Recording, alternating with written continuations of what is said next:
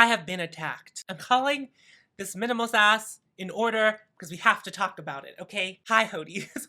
Welcome to my channel. Thank you so much for clicking on this video. If you are new to my channel is about loving my makeup collection as it is and trying to be very discerning when I do bring new items of makeup into my collection to be tested.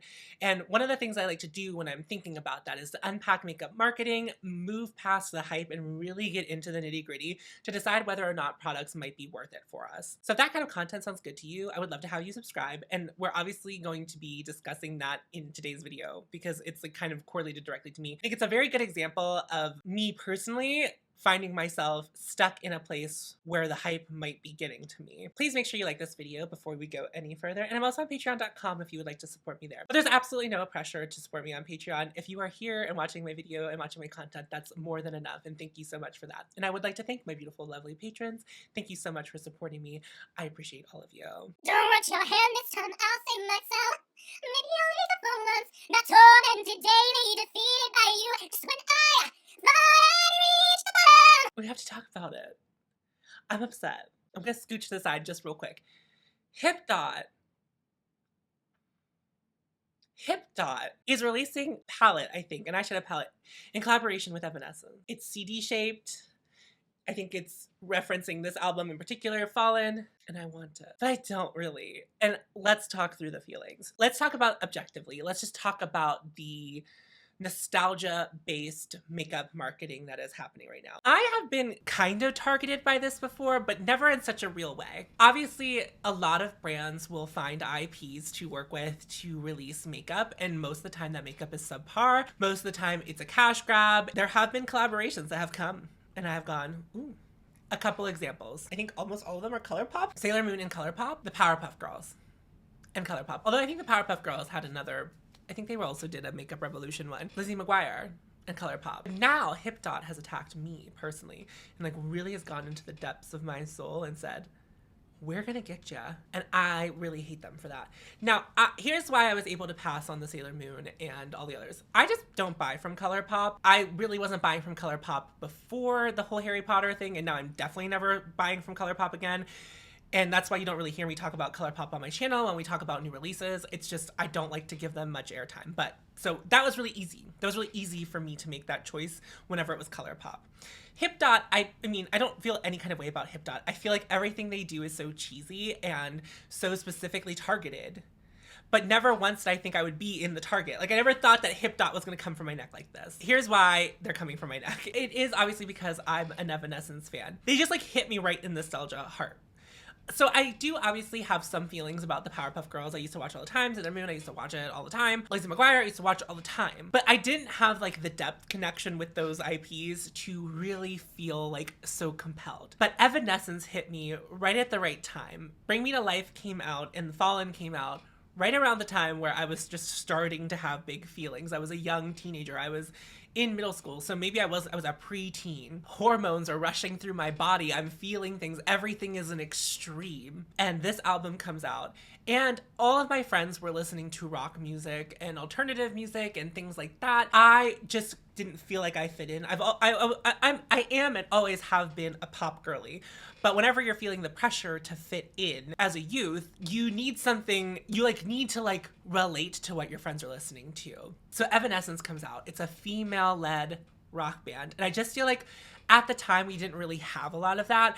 I would say like Avril Lavigne might have been like a kind of a precursor, but like she was punk and it's like not the same. And I also feel like my friends who were listening to alternative music like did not consider Avril Lavigne to be like alternative. Avril Lavigne was like more on the pop side of things. So finally, an alternative band with a female lead that I feel like fully entrenched and connected to comes out with music. And I listened to this album so many times, all the way through. I probably can recite all of it word for words, even the songs I haven't listened to in more than a decade.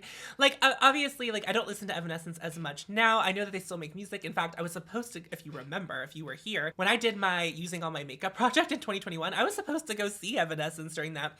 It got snowy and it got postponed and then it got canceled. So, like, I didn't even end up going to see them. But, like, I was so excited at the prospect of going to see Evanescence. I was so excited about it because it's just like my childhood fulfillment coming true, because my parents weren't going to take me to see Evanescence whenever they were at their, in theory, prime, you know, like whenever they were at their highest success in the pop culture realm phenomena. I used to cut out pictures of Amy Lee and I would hang them up in my locker. Being a closeted little child, I was pretending that Amy Lee was like someone that I was like sexually interested in, because of course when you're a tween, you have to show who you're sexually interested in, because I couldn't just like Evanescence because Evanescence was a good band. I also had to pretend to like that Amy Lee was sexy. And not that Amy Lee isn't sexy, by the way, I'm not trying to say that, but like, I'm an F slur, okay? Through and through.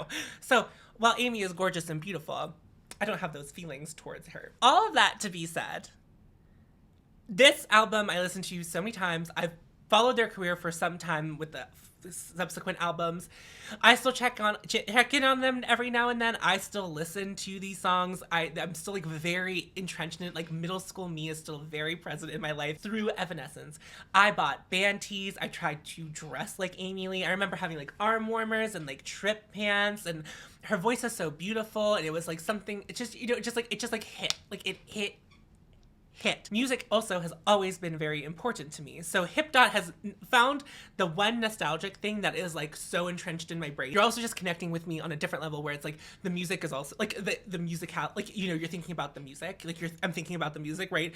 And I love going to concerts. Like I listen to music all the time, and like, you know, for lack of a better term, I had one of those wristbands from Hot Topic that said "Music is life." Finding new music, it's like all very important to me. So like you're taking like two things and then also adding makeup to it and presenting it to me, and it's like how would I not buy that?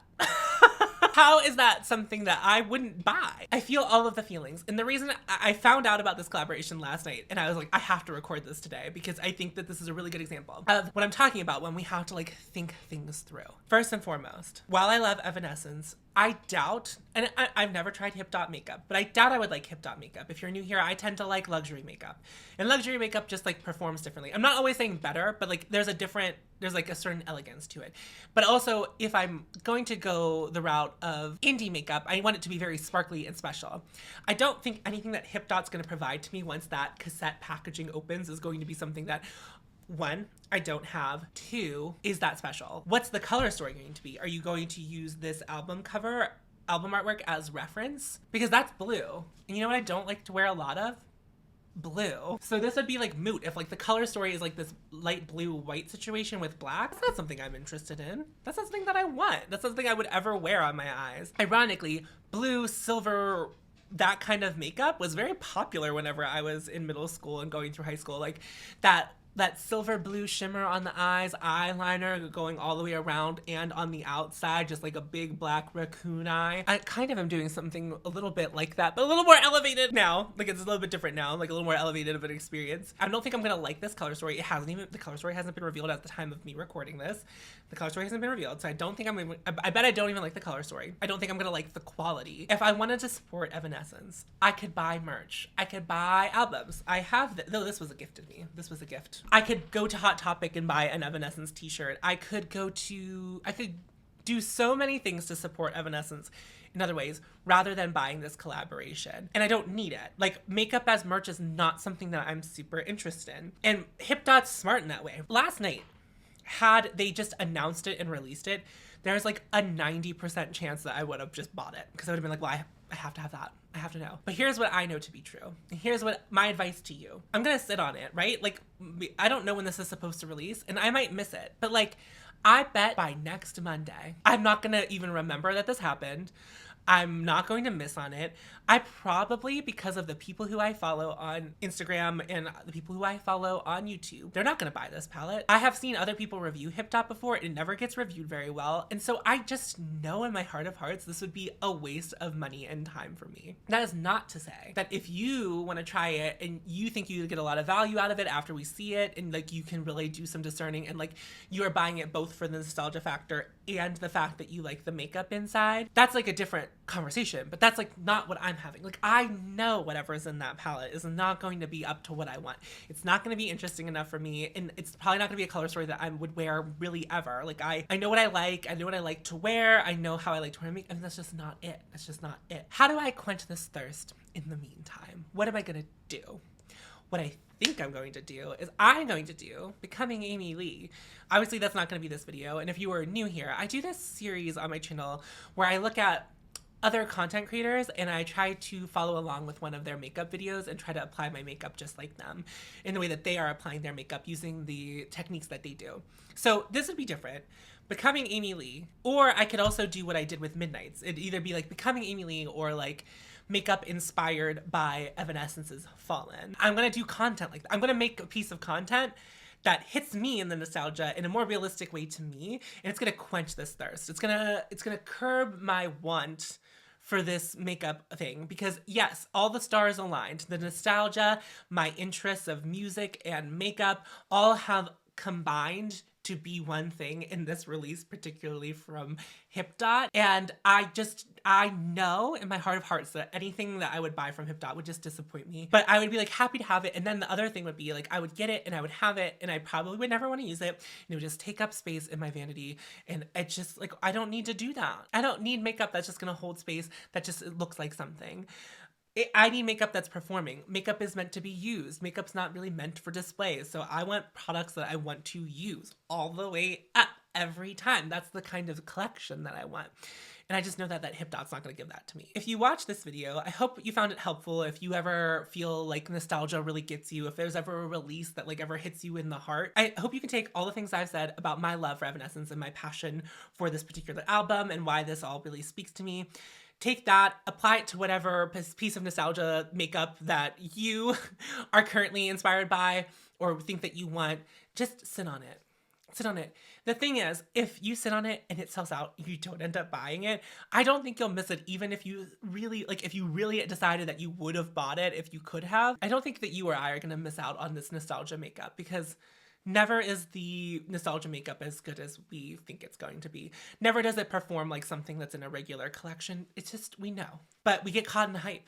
It's very easy to, and that's what they want us to do. That's what these makeup companies are banking on. That's basically HIPDOT's whole money making. That's what they do. That's what they need, people like me to be reactionary enough to purchase their makeup, because HIPDOT isn't making interesting enough makeup otherwise. Like, I'm not saying that to be rude. Like, ColourPop has like a core makeup line. Other brands have like a core makeup line that is always there, that you can always shop from. HIPDOT doesn't. They are simply relying on reactionary, nostalgic based, that's what they are relying on. And I'm not gonna let them win. And I just think that that's not an interesting way to take makeup personally anyway. All that to be said, what do you think about this Evanescence release? Were you caught sideways by it? Because I was absolutely caught sideways. I was like not expecting that.